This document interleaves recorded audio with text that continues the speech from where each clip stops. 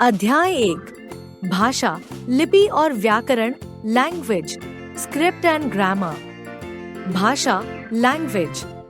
मनुष्य एक सामाजिक प्राणी है। समाज में रहकर उसे लोगों के सामने अपने मन के भाव और विचार प्रकट करने की आवश्यकता होती है। इसकी पूर्ति हेतु उसे भाषा की आवश्यकता होती है। भाषा के द्वारा एक मनुष्य दूसरे मनुष्य के साथ अपने भावों और विचारों का आदान प्रदान करता है। भाषा के आदान प्रदान के साधन को भाषा कहते हैं। भाषा की इकाइयाँ, यूनिट्स ऑफ लैंग्वेज। भाषा की 5 इकाइयाँ होती हैं। 1 ध्वनि, मुख से निकलने वाली स्वतंत्र आवाज ध्वनि कहलाती है, जैसे ओ। 2 वर्ण, वह ध्वनि जिसके पुन टुकड़े न हो सके वर्ण कहलाती है, जैसे अ, टादी। 3 शब्द, वर्णों का सार्थक समूह शब्द कहलाता है, जैसे जल, पुस्तक, विद्यालय आदि। 4 पद, वाक्य में प्रयुक्त शब्द के व्यावहारिक रूप को पद कहते हैं, जैसे मोना खेलती है। 5 वाक्य, शब्दों का सार्थक समूह वाक्य कहलाता है, जैसे सेब मीठा है। भाषा के भेद, काइंड्स ऑफ लैंग्वेज। भाषा के निम्नलिखित 2 भेद होते हैं। 1 मौखिक भाषा, जब हम मुंह से बोलकर अपने विचारों को दूसरों तक पहुंचाते हैं तथा दूसरों के विचारों को कानों से सुनकर समझते हैं, वह मौखिक अथवा कथित भाषा कहलाती है। यह भाषा का प्राचीनतम रूप है। 2 लिखित भाषा, जब हम अपने विचारों को लिखकर दूसरों तक पहुंचाते हैं तथा दूसरों के विचारों को पढ़कर समझते हैं, वह लिखित भाषा कहलाती है। विभिन्न भाषाएं, वेरियस लैंग्वेजेस। संसार में अनेक भाषाएं बोली जाती हैं, जैसे अंग्रेजी, चीनी, जापानी, फ्रेंच आदि। हमारे देश में भी कई भाषाएं बोली जाती हैं।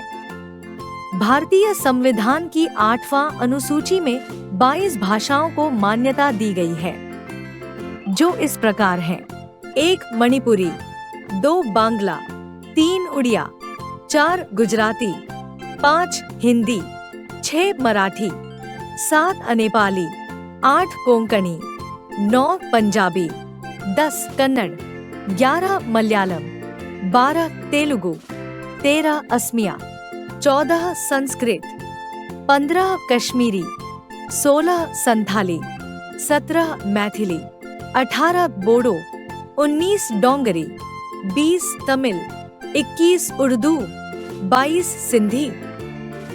14 सितंबर 1949 में हिंदी को भारत की राजभाषा घोषित किया गया था, इसीलिए प्रत्येक वर्ष 14 सितंबर को हिंदी दिवस मनाया जाता है। साहित्यिक भाषा, लिटरेरी लैंग्वेज। साहित्यिक भाषा का प्रयोग बोलचाल की भाषा की तुलना में प्राय कम होता है। यह भाषा व्याकरण की दृष्टि से शुद्ध, अलंकृत और परिमार्जित होती है। यह भाषा का मानक रूप होता है। इसमें ही साहित्य की रचना होती है।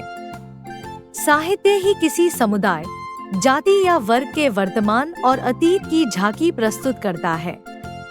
यह मानवीय अनुभूति के विभिन्न पक्षों को स्पष्ट करता है। कविता, कहानी, नाटक, निबंध, आलोचना, उपन्यास आदि साहित्य की विभिन्न विधाओं की रचना साहित्यिक भाषा में की जाती है। बोली, dialect.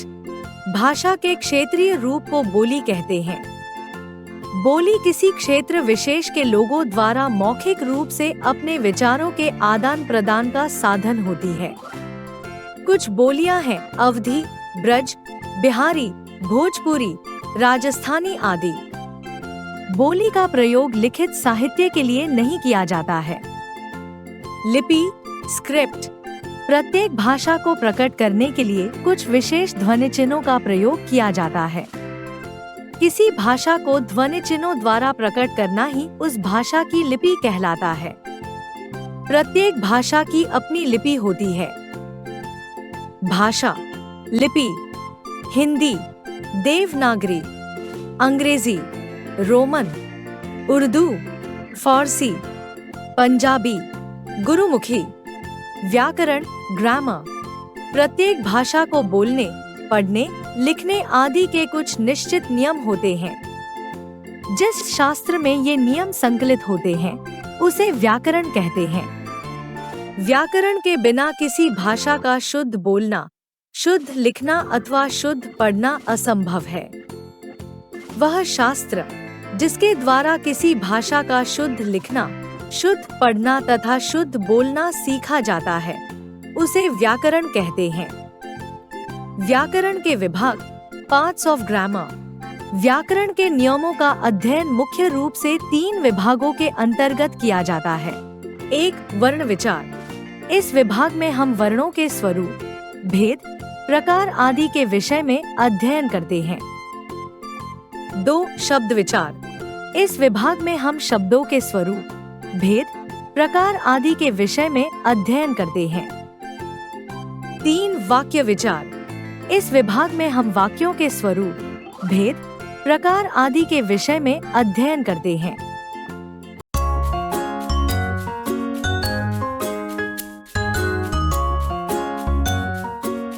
Like, share and subscribe.